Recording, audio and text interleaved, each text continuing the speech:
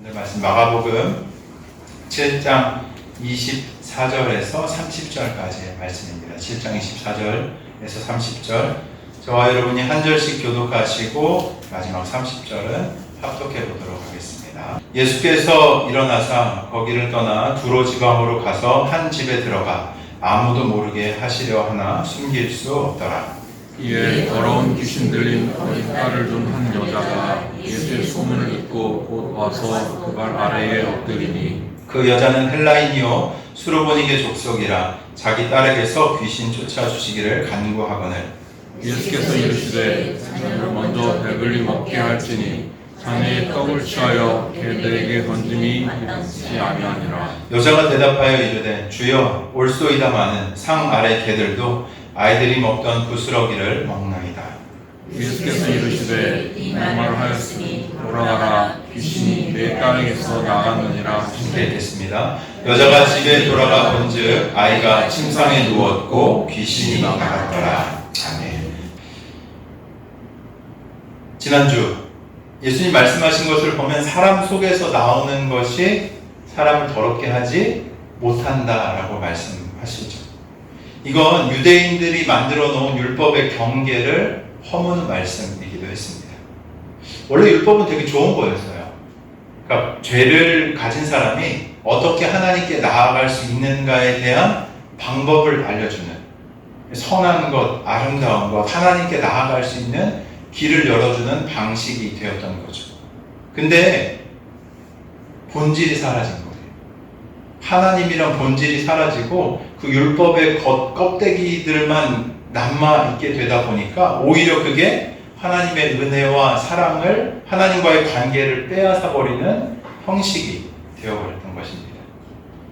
우리 역시도 이 부분을 잘 살펴봐야 돼요. 내 안에 이런 본질이 살아있는가? 하나님을 만난 기쁨이 우리 가운데 살아있는가? 여러분, 이렇게 사람마다 좀 다르지만 저는 주님 처음 만났던 기억이 아직도 생생합니다. 제 중학교 때 처음 하나님 살아계신 것에 대한 체험을 했었거든요. 근데 미친 사람 같았어요, 정말. 돌들이 갑자기 저에게 말을 걸더라고요. 기도하고 나오니까 새들이 저에게 막 얘기를 하는 거예요. 내가 미쳤나 이런 생각이 그때 들었어요. 근데 나중에 알고 보니까 이게 저만의 경험이 아니었던 거예요. 예전에 그 성 이그나티우스라는 이탈리아 성자라고 불리는 분이 있습니다. 그분이 뭘 했냐, 전설처럼 나와 있는, 신학 공부하면서 좀 봤던 건데, 무슨 이제 전설 같은 이야기가 나와 있냐면, 짐승들을 불러 모아가지고 설교를 했대요. 마을에 있는 음식들이나 동물들을 하도 잡아가가지고 늑대들을 불러 모아서 그 앞에서 설교를 했대요. 그랬더니 늑대들이 그걸 듣고 다음부터 그렇게 하지 않았다는 전설과도 같은 얘기가 있습니다. 근데 그게 그냥 헛된 허구처럼 보여지지 않는 거예요. 그런 기쁨, 하나님을 만났던 감격, 그 넘치도록 풍성하게 솟아났던, 야, 이게 샘솟는 기쁨이구나, 하나님을 아는 이 풍성함이구나라는 것들을 아직도 저는 생생하게 기억합니다. 그리고 그것을 잊지 않기 위해서 저는 날마다 주님을 추구하고 구하며 살아가려고 해요. 근데 이게 없으면요, 우리가 지난주에 살펴봤듯이 굉장히 바리새인 적으로 변할 수가 있더라고요. 종교적인 허울과 껍데기로 그 기쁨보다, 기쁨이 있으면 굉장히 수용치가 넓어져요. 다른 이들을 용서하고 사랑하고 받을 수 있는 허용치가 넓어지는데 그 은혜가 사라지잖아요. 그럼 껍데기들만 딱 남는 거예요. 그래서 다른 이들을 쉽게 판단하고 정죄하고 다른 이들을 사랑하지 못하는 일들, 오히려 종교적인 이 잣대로서 그 사람들을 재는 일들을 하게 되는 것을 보게 되는 거죠. 본질을 결코 우리가 잊어서는 안 됩니다. 주님과의 관계, 살아있는 관계. 주님은 지금도 살아계시는 줄 믿습니다. 그 살아계신 주님과 우리는 관계를 맺기 위해서, 그 주님과 함께 먹고 자고 살기 위해서 그리스도인이 된 거예요. 다른 어떤 것 때문에가 아닙니다. 그 생명이신 주님, 우리를 구원하시는 주님, 우리를 온전케 하시는 그 주님을 뵙고 그 주님과 함께 살아가기 위해서, 그 기쁨과 하나님 나라의 가치들을 우리 삶 가운데 구현해내는 능력 있는 삶을 살기 위해서 우리가 그리스도인이 된 줄로 믿습니다. 그 일들이 우리 삶 가운데 나타나야 하는 것이죠. 예수님이 왜 바리새인들과 이 서기관들을 꾸짖으셨어요? 본질이 없는 형식, 허망함, 어리석음을 꾸짖으셨던 겁니다. 손을 씻는다고 해서 깨끗해집니까? 아니에요. 그것으로 정결함을 얻을 수 없습니다. 우리는 이미 알잖아요. 무엇으로 우리가 정결함을 얻을 수 있습니까? 죄 거룩한 임재로. 예수 그리스도께서 나를 위해 흘리신 그 보혈의 피를 믿는 자들에게 하나님께서 어떻게 하시냐면 임재하시는 거예요. 그래서 우리를 정케하시고 우리가 주님 앞에 두려움 없이 나아갈 수 있도록 하나님께서 우리를 인도해 가시는 것이죠. 지난주 우리 하반부 말씀을 살펴보면 우리가 어떤 존재인지 예수님이 얘기해 주시잖아요. 우리 안에서 막 나오는 것들 기억하시죠? 뭐가 막 나온다고 예수님 얘기하셨죠? 뭐가 나옵니까? 그죠? 21절, 22절 보면은 사람 마음속에 나오는 것. 하나님을 떠난 사람 마음속에 나오는 것이 무엇인지를 정확하게 짚어주세요. 악한 생각, 음란, 도둑질, 살인, 간음, 탐욕, 악독, 속임, 음탕, 질투, 비방, 교만, 우매함. 이게 하나님을 떠난 사람들에게 기본적으로 깔려있는 죄인의 속성, 마음의 상태라는 것이죠. 근데 이거 어떻게 깨끗하게 될 수 있어요? 어떻게 이런 마음의 상태에서 우리가 변화를 받을 수 있습니까? 여러분, 제가 그 전에 이런 영상을 본 적이 있는데, 이 컵 안에 이 더러운 잉크, 혹시 이거 보신 적 있어요? 잉크를 한 방울 뚝 떨어뜨린, 검은색 잉크를 떨어뜨린 이 안에 이 투명한 물이 어떻게 돼요? 검은색으로 다 이렇게 물들어지지 않아요. 망가뜨려지지 않아요. 마실 수 없는 물이 되잖아요. 근데 이 물을 어떻게 다시 깨끗하게 할 수 있을 것 같으세요? 버려야죠, 그냥? 그거 말고. 이걸 통째로 버릴 수 없다면 어떻게 깨끗하게 다시 만들 수 있겠습니까? 거꾸로 돌려 필름을 넣고 막 이렇게 계속해서 깨끗한 물 부으면 돼요. 넘치도록. 이 안에 더러운 물이 다 빠져나갈 때까지 계속해서 깨끗한 물을 부으면 어떻게 되겠어요? 더러운 물 넘치면서 더러운 물을 빠져나가게 되고 결과적으로 남는 건 뭐예요? 깨끗한 물이 남게 되는 거예요. 우리가 어떻게 주님의 마음을 닮아서 살아갈 수 있겠습니까? 우리 마음에 예수님 얘기하신 것처럼 이런 것들이 계속해서 막 솟구쳐 나오는 상태에서 우리 죄인으로서의 삶이 우리 가운데 있는데 어떻게 우리가 정결케 될 수 있는 거예요? 날마다 지속적으로 하나님이 주시는 은혜가 우리 삶 가운데 부어질 때 우리 삶이 정결케 됨을 믿으시길 바랍니다. 계속해서 부어져야 되는 거예요. 계속해서 주님을 만나야 되고 계속해서 우리 삶이 성화되기까지 주님의 놀라운 그 은혜가 부어지고 또 부어짐으로 말미암아 우리가 깨끗하게 되는, 우리가 주님을 닮아가는 일들이, 예수 닮는 일들이 우리 가운데 나타나는 줄로 믿으시길 바랍니다. 종교적인 허울과 껍데기로 그 일들이 나타나지 않아요. 만나야 된다고요. 주님을 만나고 내 삶의 부정적인 것들을 하나님이 꺼내가시고 더러운 것들을 지우시고 정결케 하시고 치유하시는 일들이 반복적으로 우리 삶 가운데 있을 때 우리가 주님을 닮는 일들이 나타나게 된다는 거예요. 여러분, 종교적인 행위 하시려면 그냥 나가서 편히 사세요.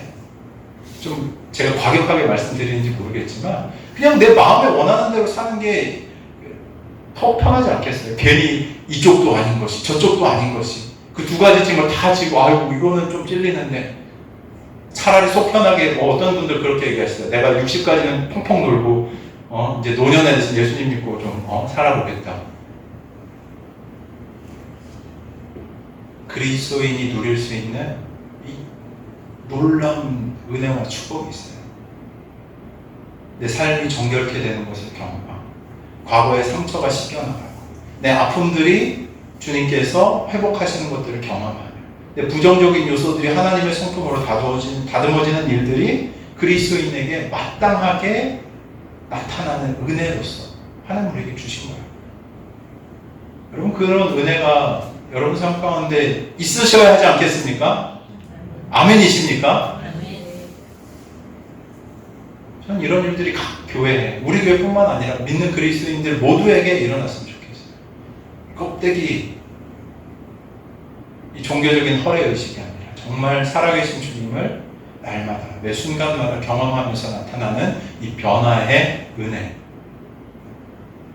이 존재로서 변화를 경험하는 그 놀라움을 날마다 우리가 경험해야 하는 것이죠. 우리가 어떻게 세상에 영향력을 주며 살아갈 수 있는가, 이런 얘기 참 쉽게 하잖아요. 우리가 변화되어져야 합니다. 먼저 우리가 정말 주님의 도구로서 충만한 은혜 가운데 젖어서 그 은혜를 흘려보내는 자들이 될 때 세상 안에 영향력 있는 자들이 되는 거예요. 내가 능력으로, 내 탁월함으로 그런 것으로 드러내는 것이 아니에요. 그러면 주님이 다 엘리트들만 부르셨겠지, 똑똑한 자들만 부르셨겠지. 아니에요. 주님은 겸손한 자를 부르십니다. 주님께 엎드릴 수 있는 자, 주님의 은혜를 구하는 자들을 들어서 쓰시는 분이 바로 우리 하나님이신 줄로 믿으시길 바랍니다. 제가 참 이런 마음들이 좀 넘쳐납니다, 요즘. 그래서 물론 막 그 나라의 여러 소란스러운 일들이 어느 정도 정리되고 또 막 정상화되어 가는 것 같다라는 생각도 들지만, 이 세상에 속한 것이 전부가 아니기에 이 시기에 우리가 무엇에 눈뜨고 또 그리스도인들이 어떤 메시지들을 외쳐야 하는가라는 고민들이 마땅히 우리 가운데 있어야 할 것인데, 그런 것들을 생각할 때마다 참 생명이 우리를 통해서 더욱더 이 땅에 많이 흘러가면 좋겠다. 그리스도인 또 이 땅에 있는 교회가 이 하나님이 주시는 이 놀라운 은혜의 사명들을 잘 감당해 나가는 일들이 나타나면 좋겠다는 생각을 반복적으로 좀 하게 됩니다. 네, 오늘 24절을 보면 그 예루살렘에서 찾아온 서기관들과 바리새인들의 논쟁을 예수님께서 마치시고 그 자리를 떠서 어디로 이동하셨다고 기록하죠? 어디요? 네, 두로 지방으로 이동하셨다고 기록합니다. 혹시 지도 제가 하나 보내드려도 되나요? 여기 있다. 네. 두로가 어디냐면 두로를 이렇게 크게 두로 시돈 지역이라고 보통 묶어서 얘기하는데, 잘 안 보이시죠? 저기 별 모양 있는 지중해, 저기 글자는 보이세요? 저기 바닷가 지중해, 저기 그 방위 모양 있는 데 있잖아요. 그 바로 옆에 밑에 보면 지중해가 있는데 그 위쪽에 검은 점으로 적혀 있는 데가 두로입니다. 그리고 그 밑에 지역, 그러니까 그것보다 더 위에가, 이거 내가 보여드리는 걸로 했는데 이렇게 안 갔나 보네요. 하여튼 그쪽 해안가 지역에 있는 두 도시가 두로하고 시돈이라는 지역이에요. 그러니까 예수님께서 어디서 지금 사역을 하셨었냐면 게네사렛 지역에 계셨었잖아요. 예루살렘에서 올라온 종교 지도자들이 거기까지 게네사렛까지 찾아와서 그 사람들과 논쟁하신 이후에 어디로 가신 거냐면 저쪽 서북쪽으로 해서 저 두로와 시돈 지역, 그러니까 지중해에 맞닿아 있는 도시 지역으로 예수님께서 이동을 하십니다. 이 두로 시돈을 많이 들어보셨죠, 그죠? 구약에서부터 사실 많이 등장하는 지역이기도 하거든요.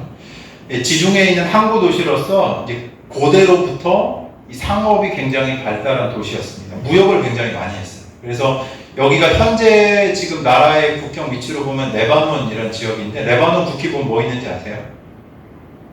레바논 국기. 지온이 국기 굉장히 요즘 잘 맞히는데 지구본에 빠져가지고 레바논 국기 보면 가운데 그 나라의 상징이 있어요. 레바논에 뭐 유명하죠? 성전 지을 때 백향목. 레바논 국기 가운데 보면 나무가 있습니다. 근데 그 나무가 백향목 나무예요. 그래서 지금도 이제 그런 그 자신들의 전통들을 이제 가지고 나라를 상징하는 국기로 사용하고 있는데, 이게 많은 거기서 막 수출하고 그 좋은 나무들을 자재들 수출하고 또 각 처에서 들어오는 문물들을 수입하는 데가 바로 이 두로하고 시돈, 이 항구 지역이었습니다. 뭐 조금 전에도 말씀드렸지만 성경에서도 이 솔로몬 왕이 그 하나님의 다윗에 이어서 왕이 된 솔로몬이 하나님의 성전을 짓잖아요. 그때 재료가 됐던 게 백향목인데, 이 두로와 시돈 지역에 있는 백향목을 가지고 와서 또 그 지역에 있는 기술자들이 와서 이 성전을 짓는 것에 도움을 주기도 합니다. 또 나중에 그 에스라 시대 때 성전을 다시 건축할 때도 이 두로와 시돈에 있는 기술자들이 와서 이 재성전되는 건축을 도왔다는 기록이 성경에 또 등장하기도 하죠. 그래서 뭐 기술도 있고 그 다음에 좋은 자재도 있었던 동네가 이 동네라는 것을 우리가 확인해 볼 수 있죠. 좋은 예인데 반대의 예도 있습니다. 그 여기 두로 시돈이라고 하는데 이 시돈의 공주 중에서 이 성경에서 매우 유명한 인물이 있어요. 시돈의 공주. 악한 여자로 불리는 대명사가 되기도 합니다. 누구예요? 네, 역시나 잘 아시네요. 누군가 하면 이세벨입니다. 이세벨이 바로 여기 시돈의 공주였어요. 그래서 시집을 와가지고 북이스라엘에 시집을 와가지고 바알을 수입하는 놀라운 일을 하게 됩니다. 그래서 나라 전체를 오염시키고 북이스라엘이 망조로 향해 가게 되는 이 악한 일들을 했던 이 대표적인 인물 중에 하나가 바로 이 시돈 출신 이세벨인 것이죠. 그럼 예수님 당시에는 어떠했는가? 여전히 여기를 다스리는 땅은 이제 로마의 통치 아래 있었어요. 근데 그 로마가 여러 넓은 땅을 다스리면서도 이 나라의 각기의 자치권이라고 할까요? 소란이 안 나게. 대신에 너희들은 이제 곡물이나 뭐 필요한 것들을 로마로 보내라. 이제 이렇게 해서 통치를 했었거든요. 그래서 여기에 이 두로와 시돈이 여전히 번영한 도시 중에 하나였습니다. 무역을 고대로부터 해왔고 계속해서 그 무역업으로 살아왔기 때문에 번영한 도시였던 것이죠. 이 두로는 항구 도시, 제가 부산에 있어 보니까 좀 알겠던데 항구 도시의 특별한 것 중에 한 가지가 뭐냐면 굉장히 잡신들이 많아요. 점 보는 집들 많고 항구 도시들 가보시면 그렇겠지만 그 배 떠날 때 뭐 하는지 아십니까? 아직도 돼지머리 놓고 제사하고 고사 지내는 거 심심치 않게 봅니다. 그리고 가면은 그 지역에 막 그 이상한 애들벌룬 이런 거 있잖아요. 새끼 꽈놓고 막 하얀색, 빨간색 깃발 같은 거 올려놓은 점집들이 그렇게 많아요. 그러니까 고대로부터 이런 사람들이 바다에 나갔을 때 두려울 거 아니에요. 그죠? 언제 어떤 일이 나타날지 모르는 이런 상황에서 그 두려움들을 해소하기 위한 우상들도 이런 잡신들을 많이 섬겼습니다. 그래서 여기 두로와 시돈도 이 이방 신전들이 굉장히 많은 지역이었어요. 그리고 시돈에는 당시에 이제 아스클레피온이라고 하는 치유의 신이라고 뱀 모양 아시죠? 그 구급차에 그 뱀 모양 달려있는 거 아세요? 그게 여기에서 온 거거든요.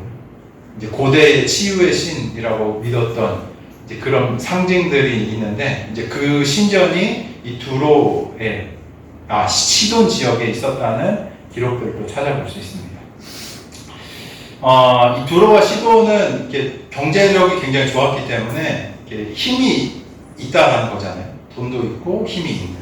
그래서 이 옆에 보면은 예수님이 주로 활약하셨던 이 갈릴리 지역의 사람들하고는 관계가 좋았을까요? 안 좋았을까요? 그게 좋지 않았어요. 그러니까 힘으로써 이 갈릴리 지역에 영향을 끼쳤는데 일방적으로 갈릴리 지역에 있는 사람들이 이 두로와 시돈 때문에 피해를 보는 기록들이 많이 등장합니다. 실제로 이 갈릴리가 이 두로와 시돈의 창고가 돼서 흉년 때 어떻게 하냐면 이 두로 시돈에서 찾아와가지고 갈릴리 지역의 사람들의 식량을 착취해 갔다라는 기록이 있습니다. 그래서 유대인들이 막 이 지역에 사는 유대인들이 굶었다는 기록들이 있어요. 그래서 이 유대 역사가 요세푸스는 이 두로 시돈인 사람들을 어떻게 이제 이야기하냐면 유대인의 가장 신랄한 적이다라고 부르기도 했던 기록이 남아 있는 것이죠. 어떻게 불렀을까요? 이 갈릴리 지역에 좋지 않은 관계의 두로와 시돈 사람들을 이 갈릴리 지역에 있는 유대인들이 어떻게 불렀을까요? 개라고. 네. 맞아요. 네. 안 좋게 불렀겠죠, 당연히. 왜냐면 우리 거 뺏어가는 힘 있다고 해서 뺏어가는 이제 이런 존재들, 좋지 않은 사이에 있던 이제 사람들이었기 때문에 뭐 조금 전에 이제 집사님 얘기해 주신 것처럼 안 좋은 호칭들로 많이 불렀죠. 그리고 부정한, 아예 그 지역 땅 자체를 부정한 이방인들의 땅이다라고 이렇게 부르기도 했습니다. 근데 예수님께서 오늘 24절을 보면 어디로 가셨다고요? 이 지역으로 지금 가셨대요. 두로와 시돈. 관계도 좋지 않고 부정한 이방인의 땅으로 지금 예수님이 들어가신 거죠. 예수님의 사역을 하셨던 지역들을 쭉 살펴보면 대부분 어디에서 사역을 하시는가 하면 유대 지역에서 사역을 하십니다. 유대 지역에서 머무르시면서 사역을 하셨지, 이렇게 깊숙하게 어떻게 보면 이방인들이 주로 사는 이방인들의 땅으로 찾아가신 일들이 굉장히 드물어요. 그 중에 한 번이 바로 오늘 지금 우리가 살펴보는 이 본문의 내용입니다. 24절 보면 두로 지방의 한 집으로 들어가 어떻게 해요? 어떻게 해요? 아무도 모르게 하시려고 했던 것을 보게 됩니다. 그러니까 좀 정황을 생각해 보면 그 오병이어 기적도 하시고 막 여러 기적들을 일으켜서 이 지역에서 예수님이 굉장히 유명해지셨어요. 그래서 많은 사람들이 알아보겠죠. 보면 어떻게 해요? 사람들이 저분 만지기만 해도 저분의 말씀 한마디에 병이 낫는다고 하니까 어떻게 해야 합니까? 모든 사람들이 막 몰려오기 시작할 거예요.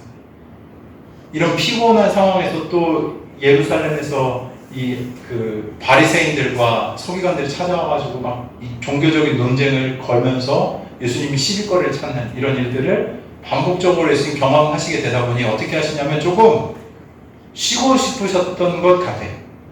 그런 뉘앙스가 좀 보이지 않습니까? 집에 들어가서 아무도 모르게 하시려고 찾아가신 거죠. 분명히 자기에게 관심된 집중을 피하고 안식하시기 위해서 이 좀 유대 지역에서 멀리 떨어진 사람들이, 유대 사람들도 잘 가려고 하지 않는 그 지역으로 들어가신 것 같습니다. 근데 어떻습니까? 쉬실 수가 없는 거예요. 예수님의 소문이 이미 그 지역에도 퍼진 것 같아요. 예수님과 제자들은 먼 이방인들의 땅에서 좀 이렇게 쉬려고 찾아갔지만 그런 상황에서 25절을 보면 어떻게 해요? 더러운 귀신 들린 어린 딸을 둔 한 여인이 예수님을 찾아왔다라고 지금 기록하는 거죠. 그 여인의 신분이 더 자세하게 기록되는데 26절 같이 한번 좀 읽어볼까요? 시작. 그 여자는 헬라인이요 수로보니의 족속이라 자기 딸에게서 귀신 쫓아내주시기를 간구로 하거늘. 보면 여기에 그 여자는 어떤 사람인지가 더 자세하게 기록되는데 그 여자는 헬라인이면서 뭐요? 수로보니게 족속의 출신이다 라고 상세하게 기록하고 있습니다. 그러니까 수로보니게는 시리아하고 시리아 하니까 제 핸드폰이 시리아 인식이 네, 여기 그 위쪽에 있는 시리아, 아까 그 지역에 보는 그 유대인의 경계 위를 넘어서 있는 그 두 지역을 합쳐서 부르는 용어예요. 수로보니게.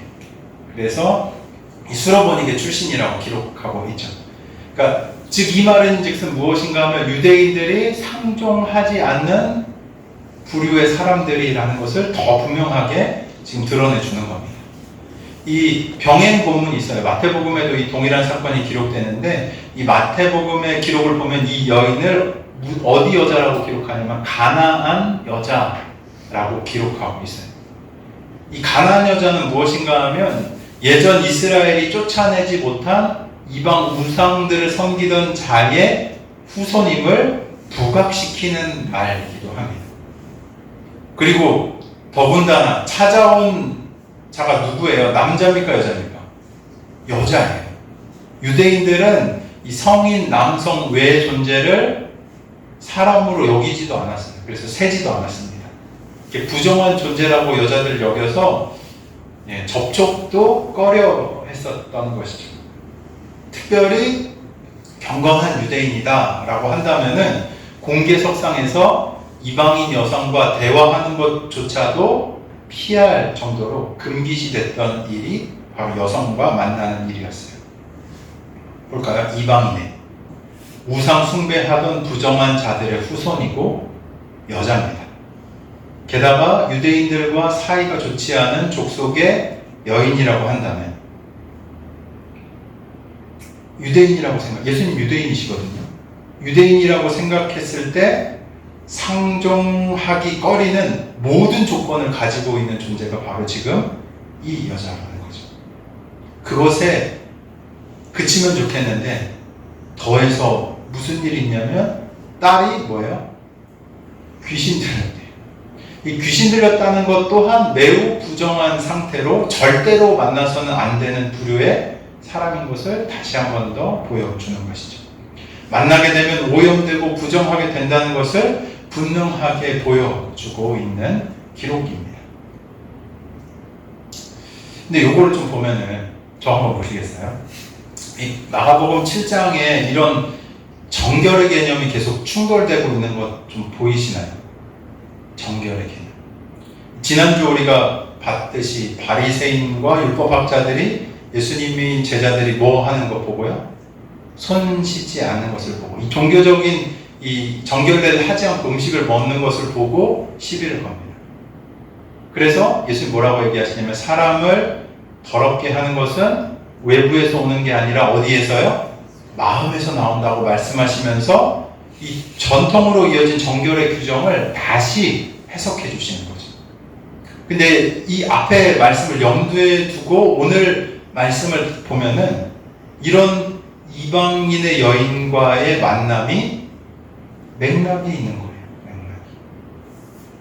유대인들이 음식을 걸러먹고 손을 씻고 물을 뿌리면서 부정한 것에 접촉하지 않으므로 정결할 수 있다 생각했던 것을 뒤집으셨듯 오늘 절대로 유대인의 남자로서 만날 수 없는 이 여인을 예수님께서 만나시는 이 장면 또한 이 유대인들이 가졌던 세계관의 충돌을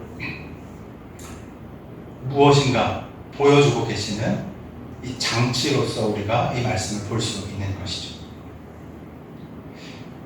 무엇이겠어요? 이방인 그렇게 그 유대인들이 이방인들 만나는 걸 금기시했거든요. 왜냐하면 자신들이 부정하게 되니까. 근데 이게 맞다라는 얘기입니까? 틀리다라는 얘기입니까? 무엇을 얘기하시기 위해서 예수님이 지금 이 장소에 가셨을 때 절대 유대인의 남성이라면 만나지 않을 여인의 만남을 지금 기록하고 있겠어요?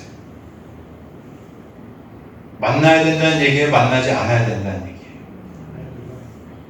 그런 종교적인 껍데기로 사람들을 구분짓고 만나지 않는 것은 잘못됐다라는 얘기들을 담고 있는 것이죠. 금기가 아니라는 거예요. 절대적인 금기가 아니라는 것을 보여주고 계시죠. 것이죠. 근데 재밌는 건 예수님의 반응을 보면 이 말씀하시는 분이 과연 이 우리가 알던 예수님이 맞으신가 하는 생각이 드는 얘기를 하십니다. 27절 한번 볼까요? 같이 한번 읽어봅니다. 시작. 예수께서 이르시되 잔으로 먼저 배불리 먹게 하시니 자녀의 떡을 취하여 개들에게 던짐이 마땅치 아니하니. 예수님 하신 말씀 맞아요? 네. 이 말 들으셨으면 어떠셨을 것 같습니까? 이 당시 아까 집사님 잠깐 얘기해 주셨지만 유대인들은 이방인을 가리켜서 흔히 얘기하신 것처럼 개라고 불렀어요. 이 부정하고 천한 짐승으로 이 개를 여겼기 때문에 이 개라고 부른 거죠. 그리고 이건 되게 심한 멸시의 표현이잖아요. 지금도 그렇잖아요. 개 뭐라고 하면은 안 좋은 욕이잖아요. 그죠? 물론 요즘은 개를 사람처럼 기르시는 분들이 많이 계셔가지고 반려견 뭐 이렇게 그 애완견이라고 사랑받는 존재로 이제 뭐 부르고 또 가족으로 삼기도 하지만 당시에는 더 어떻게 신랄하게 그 모욕하고 경멸하는 대상으로서 부를 때 바로 이 개라고 불렀던 거예요. 근데 이거 예수님 하신 말씀 맞나? 라는 생각에 좀 보면은 이 구절에 대해서 여러 이야기들이 좀 있어요. 근데 여러 가지 것들을 좀 정리해 보니까 두 가지 정도의 해석이 있는데 여기서 예수님께서 개라고 하시는 것은 이 거리의 들개를 이제 가리키는 이 병멸적인 그 단어를 사용하신 것이 아니라, 표현을 사용하신 게 아니라 집에서 키우는 작은 강아지. 실제로 그래요. 그 단어가 이 개가 그냥 들개, 주인 없는 들개를 호칭하는 게 아니라 이 작은 강아지, 퍼피라고 이제 해석이 되는 이 퀴나리온이라는 단어를 사용해서 이 얘기를 하시는 거예요. 그리고 그런 해석이 있거든요. 이제 뭐냐면 가장 먼저 이 아이들을 먹이고 나서 집에서 기르는 이 짐승들에게 그 남은 것들을 먹이지 않냐. 예수님께서 지금 말씀하시는 것은 이방인 이 여인을 영영히 너는 배제하겠다라고 말씀하시는 것이 아니라 예수님이 하시고 있는 이 일들의 시기와 우선순위를 어떻게 보면 좀 이해해 주길 바라는 말씀을 이렇게 좀 하신 것이다 라는 주장을 하는 해석이 하나 있습니다. 또 다른 하나의 해석은 무엇인가 하면 예수님께서 이 귀신 들린 자녀를 위해 찾아온 여인을 도전하신다는 거예요. 도전. 예수님께서 이렇게 도움을 청하는 사람에 대해서 노골적으로 거절하거나 모욕적으로 대하는 장면은 이 장면 외에는 없어요. 없단 말이에요. 근데 이렇게 매몰차게 예수님이 대하시는 것은 분명히 의미가 있다. 무슨 의미인가 하면 예수님께서 이미 이 여인이 가지고 있는 믿음을 아셨고 이렇게 대하심으로 이 여인의 믿음과 겸손을 드러낼 기회를 주시기 위해서 이렇게 말씀하셨다라는 해석이 있습니다. 저는 두 가지 다 좀 일리가 있다 생각을 해요. 그리고 27절에 예수님께서 뭐라고 얘기하시냐면 먼저로 얘기하세요. 자녀로 먼저. 여기에 좀 중요한 포인트가 있지 않겠나. 예수님께서 지금 방문하신 곳은 어디예요? 유대 지역을 떠나서 두로와 시돈이라고 하는 저쪽 이방 지역에 깊숙한 곳까지 오신 겁니다. 그리고 왜 오셨어요? 잠시 좀 쉬기 위해서 오신 거죠. 예수님의 주된 사역지와 대상은 이것을 봤을 때도 분명하게 먼저 누구인가 하면 유대인들이었어요. 이 마태복음에 보면은 예수님께서 뭐라고 얘기하시는가 하면 나는 이스라엘 집에 잃어버린 양들에게 보내심을 받았다라고 먼저 얘기하시는 것을 우리가 보게 되죠. 이건 예수님의 공생의 기간 동안에 이 언약의 백성 이스라엘을 먼저 섬기는 것이 하나님의 구원의 계획의 단계였음을 우리에게 보여주는 구절입니다. 실제로 예수님께서 이 메시아로서 먼저 유대인들에게 하나님 나라를 선포하시고 표적을 보이심으로 하나님 나라가 임한 것을 먼저 보여주세요. 그리고 공생의 이후에 제자들에게 어떻게 얘기하시죠? 예루살렘과 온 유대와 사마리아와 땅끝까지 이 모든 민족에게 가라는 지상 대명령을 주시는 것을 보게 되는 거죠. 이게 사실 순서였던 거예요. 그런 걸 감안해서 보더라도 사실 앞에서 이 얘기를 좀 들었다면 어떤 마음이셨겠습니까? 매우 쉽지 않지 않았을까요? 모욕적으로 들릴만 하고 받아들이기가 쉽지 않은 말씀인 것 또한 분명합니다. 네, 어떤 것이든지 간에 이런 예수님의 말씀에 여인이 어떻게 반응했는가 우리가 좀 여기에 집중해 보고 싶어요. 28절 한번 이 말씀 같이 읽어볼까요? 시작. 여자가 대답하여 이르되 상 아래의 개들도 아이들이 먹던 부스러기를 먹나이다. 야, 대단하지 않나요? 저는 이 말씀을 좀 여인의 이야기를 고백을 좀 보면서 대답을 보면서 야, 이거 참 놀라운 대답이다.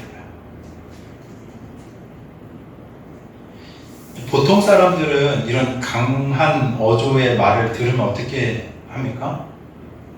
주저하거나 주춤해서 물러서게 되어 있어요. 그리고 삐져서 에이, 좋은 사람이라고 소문 들어서 찾아왔더니 저런 얘기를 하고 나를 개라고나 부르고 에이, 다신 찾아갔나 봐 하면서 마음이 뒤틀려서 상해서 돌아서는 것이 일반적인 반응이라고 생각해 볼 수 있을 것 같습니다. 근데 이 여인은 그렇게 하지 않아요. 어떻게 하냐면 예수님의 말씀을 듣고도 물러서지 않고 가장 먼저 뭐라고 하냐면 예, 주님의 말씀이 맞습니다. 뭐라고요? 예, 주님의 말씀이 맞습니다. 동의하는 거죠. 자신이 강아지든 개이든 그런 취급을 받아도 괜찮다는 말에 인정을 하는 거예요. 놀랍지 않습니까? 또한 이걸 좀 가만히 생각해 보면 이런 인정에는 무엇이 있는가 하면 먼저 자녀들을 배불리 먹이는 것이 맞다라는 인정이 들어가 있는 거예요. 그걸 잘 생각해 보면 아직 자기의 순서가 아닌 것에 대한 인정이 이 여인에게 있었던 거죠. 하지만 그것에 그치는 것이 아니라 개들도 아들의 상에서 떨어지는 부스러기를 얻어먹지 않습니까? 주님, 부스러기를 얻어먹지 않습니까? 라고 반문이 담긴 대답을 예수님께 드리는 거죠. 전 좀 생각해 봤어요. 이 여인이 어떻게 이런 대답을 드리게 되었는가?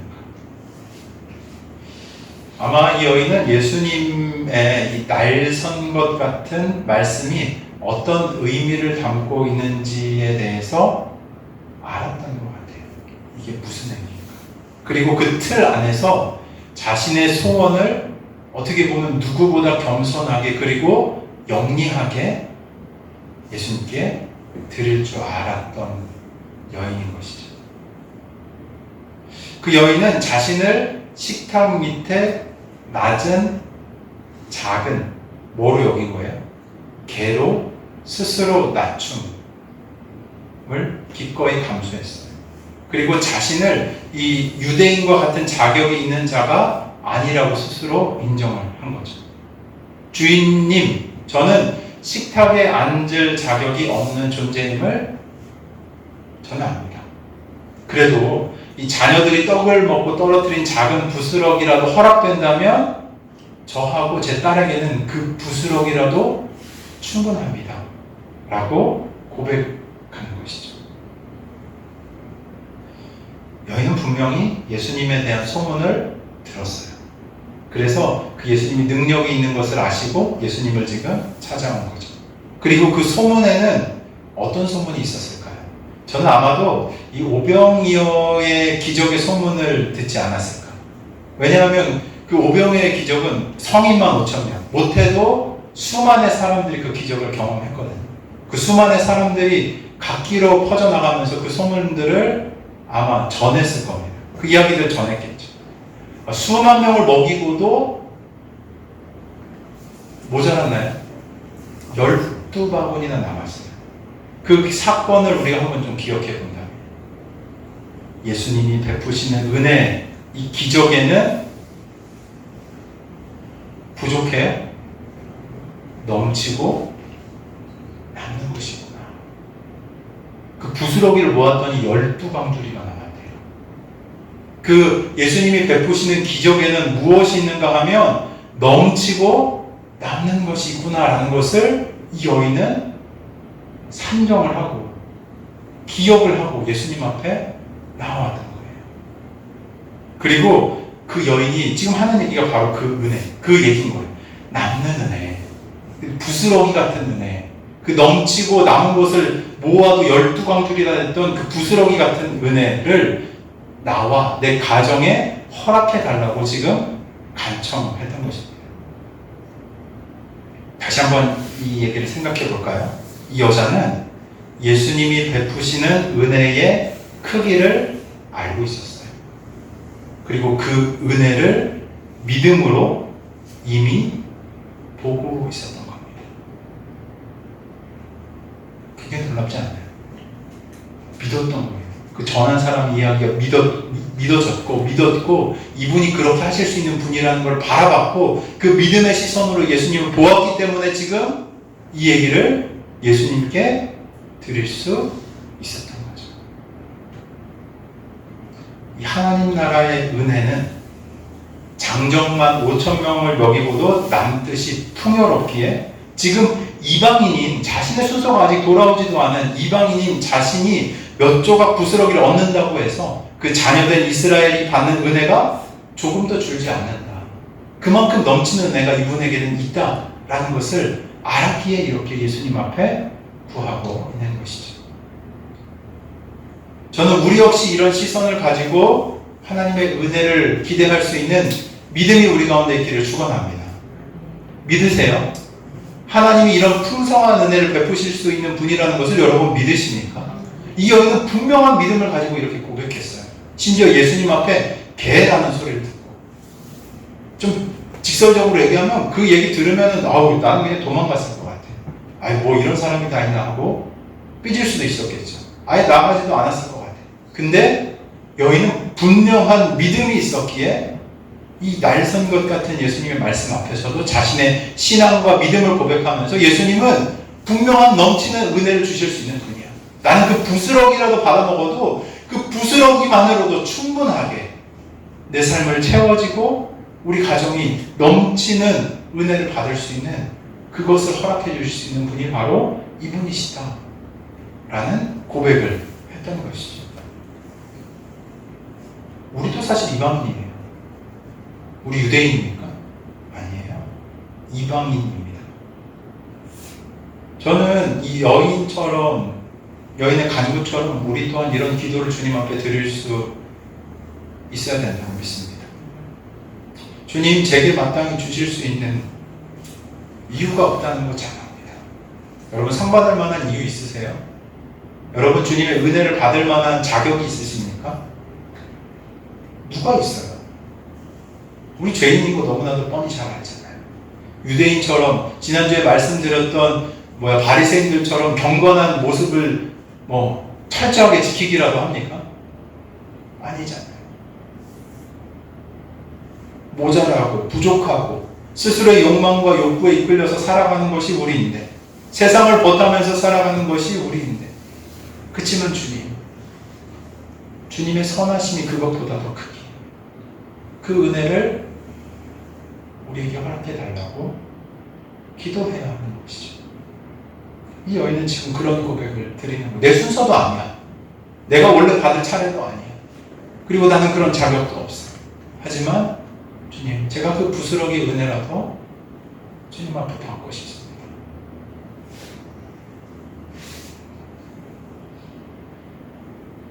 어떻게 보면 이렇게 당돌해 보이고 또 어떻게 보면 겸손한 이 여인의 고백과 믿음에 대해서 예수님께서 어떻게 하시는가 하면 29절 한번 읽어볼까요? 시작. 예수께서 이르시되 이 말을 하였으니 돌아가라 귀신이 내 딸에게서 나가느니라 하시네. 아멘.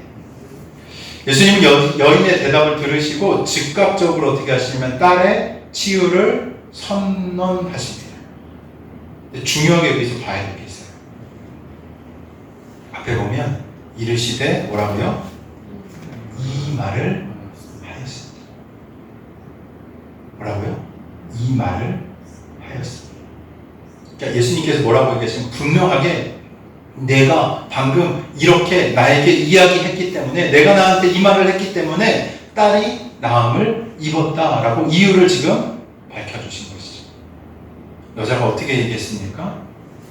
예수님 그 부스러기 은혜에 대해서도 분명한 믿음을 가지고 겸손하게 고백한 거예요. 분명한 믿음을 가지고 어떻게 해요? 겸손한 고백을 가지고 주 앞에 나아갔던 것이죠. 마태복음에서는 예수님이 뭐라고 이 여인에게 얘기해 주시냐면 여자여 내 믿음이 크도다 내 소원대로 되리라. 믿으십니까? 복음서 전체를 두고도 예수님께 이렇게 내 믿음이 크다라고 칭찬받는 사람들이 몇이 없어요. 누구 있냐면 백부장 아십니까? 백부장? 그죠? 백부장 기억하세요? 부장한테 대해서 뭐라고 하시면 내 믿음이 크도다라고 얘기해 주시고, 그리고 오늘 등장하는 이 수로보니게 여인이 그 예가 되는 것이죠. 재밌는 거, 이 두 부류 다 유대인입니까? 둘 다 이방인이에요.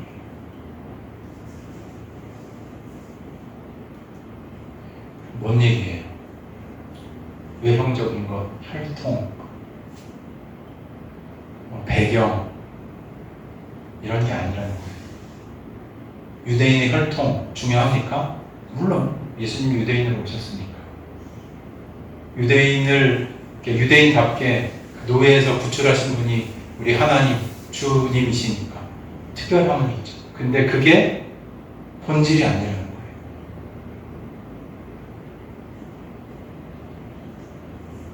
믿음의 본질은 무엇인가 하면 하나님에 대한 신뢰하십니다.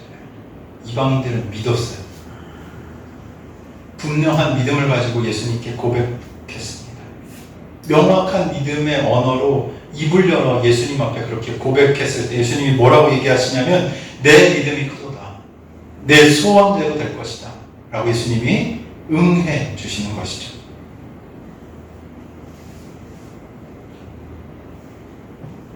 예수님은 이 여인에게서 무엇을 보셨냐면 바로 이런 믿음이 있다라는 것을 보셨습니다. 그리고 그 믿음을 보고 즉시 응답해 주셨어요. 마가의 기록을 보면 굉장히 좀 담백하거든요. 30절 뭐라고 되어 있냐면 뭐라고 되어 있습니까? 30절 한번 읽어볼까요? 시작. 아이가 심상에 누웠고 귀신이 나갔더라. 네, 담백해요, 그죠? 귀신이 나갔더라.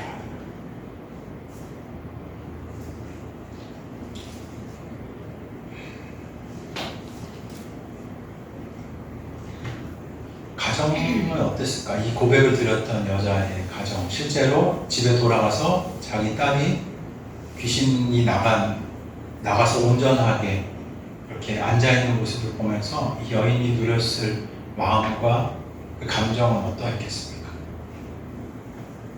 아마 큰 기쁨과 감동이 이들에게 있었을 거예요.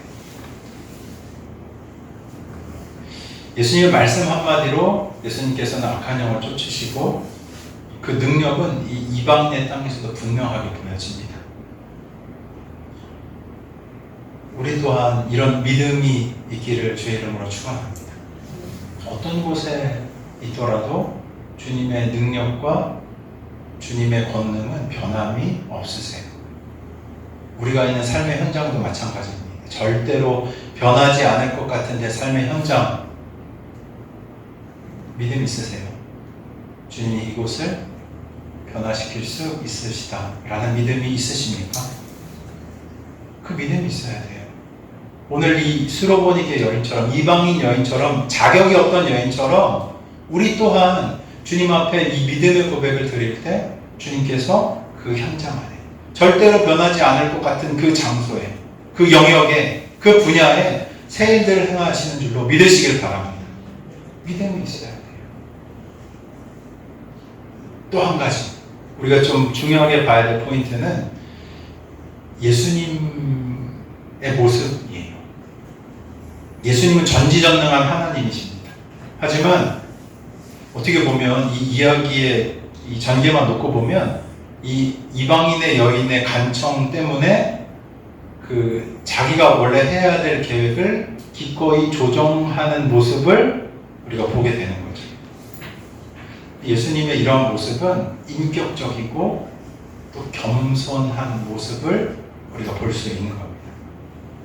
이게 물론 예수님께서 본래 이방인을 구원하기를 원치 않으셨다가 마음을 바꾸신 것은 당연히 아니에요. 다만 예수님께서 우리의 간절한 기도와 믿음의 호소를 어떻게 하냐면 존중히 여기시고 귀를 기울이신다는 것을 우리가 이 본문을 통해서 볼 수 있는 거예요. 뭐라고요? 간절한 기도와 믿음의 호소를 예수님이 어떻게 하신다고요? 귀를 기울이신다고요.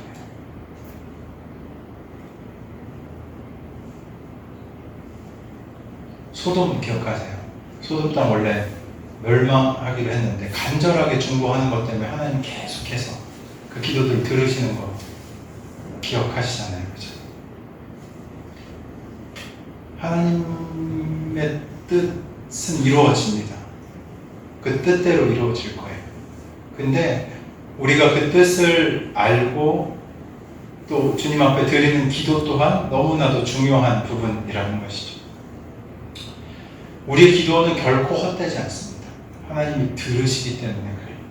주님의 선하신 뜻 안에서 신비롭게 우리의 간구가 하나님 앞에 올려지게 되며 그 역사에 우리가 함께 동참하게 되는 일들이 나타난다는 거 믿으시기 바랍니다. 마지막으로 하나님 나라의 관점으로 오늘 일어난 사건을 한 번 더 확인해 봅시다. 하나님의 나라는 어떤 틀 안에 규정되어 있는 나라가 아닙니다. 또한 어떤 법칙에 국한받는 나라가 아닌 것이죠. 왜냐하면 이 나라는 기본적으로 무엇인가 하면 풍성한 나라이기 때문에 그래요. 풍성하면 어떻게 됩니까? 계속 부어지면 어떻게 돼요? 흘러 넘치게 되는 거예요. 하나님 나라의 속성입니다. 그렇기 때문에 그 은혜가 흘러 넘쳐서 경계를 넘고 흘러가는 것, 그 흘러감이 풍성한 나라가 바로 하나님의 나라입니다. 그렇다면 이 하나님의 사랑과 은혜를 담은 이 공동체, 이 교회 공동체는 어떠해야 하겠습니까? 교회도 마찬가지인 거예요.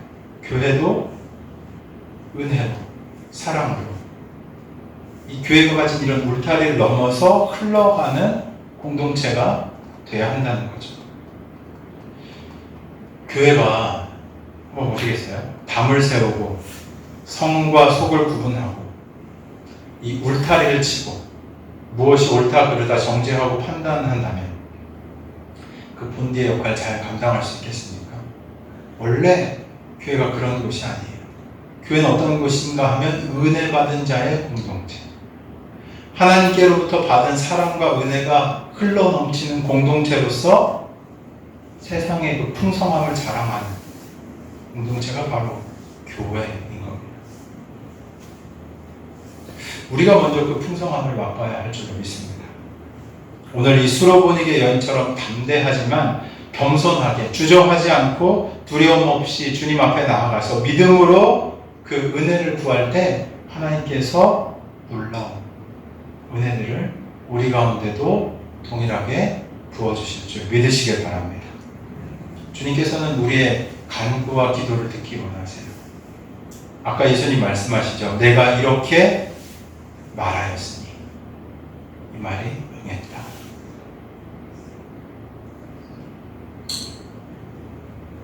우리가 깨어서 주님 앞에 나아가 그분의 친밀함을 구하면서 주님 앞에 간구할 때 주님께서는 그 기도와 간구에 응답해 주는 분이 되십니다.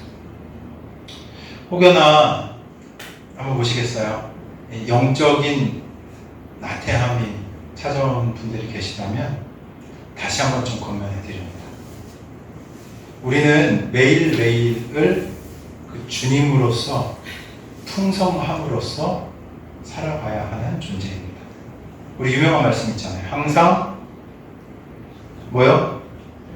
항상 기뻐하라. 쉬지 말고 기도하라. 범사에 감사하라. 이 말씀 세 개에 중복되어서 나타나는 게 뭔지 아세요? 항상, 쉼없이, 범사. 똑같은 얘기예요. 매 순간. 매 순간. 그 은혜가 흘러 넘쳐야 함을 말하고 있는 거예요. 무엇으로? 주님이 우리 삶 가운데 임재하십니다. 주님 우리 삶 가운데 함께 하셔서 나의 간구를 들으시고 응답하시는 것을 구체적으로 경험하면서 하나님이 진짜 내 인생에 선한 일을 행하고 계시는구나 라는 것을 우리의 입술로 고백하는 그 일들을 주님이 듣기 원하시는 겁니다. 처음에도 말씀드렸죠. 내가 선한 영향력을 끼치는 거 아닙니다. 우리 안에 그 흘러 넘침의 풍성함으로 하나님의 은혜를 경험한 자들의 감격의 고백으로, 그 기쁨의 고백으로 우리가 영향을 끼치는 거예요. 세상 사람들이 볼 때 이렇게 보는 거예요. 야, 넌 어떻게 이렇게 웃을 수가 있냐? 넌 어떻게 그런 기쁨이 있냐? 넌 어떻게 이런 상황에서도 이런 고백을 할 수 있냐? 라는 것들을 보면서 세상은 하나님의 나라를 보는 겁니다. 하나님이 어떠한 분이신지를 보게 되는 거예요. 누구를 통해서? 그리스도인들을 통해서. 그 흘러 넘치는 그리스도인들의 고백과 삶과 감사와 간증과 기쁨을 통해서 세상이 하나님의 나라를 보게 되는 것이죠. 주님의 은혜는 놀랍습니다. 믿으십니까? 주님의 은혜는 놀랍습니다. 그리고 그 은혜는 지금도 충만하게 우리 가운데 함께하고 있는 줄로 믿으시길 바랍니다. 충분히 우리의 부족한 삶과 내면을 채우고도 나오며 흘러 넘치며 이 땅에 흘러가게 하시는 것이 바로 주님의 은혜인 것이죠. 그 은혜를 항상 쉬지 말고 범사에 누리시는 사랑하는 우리 믿음의 성도님들 되시길 주의 이름으로 축원합니다.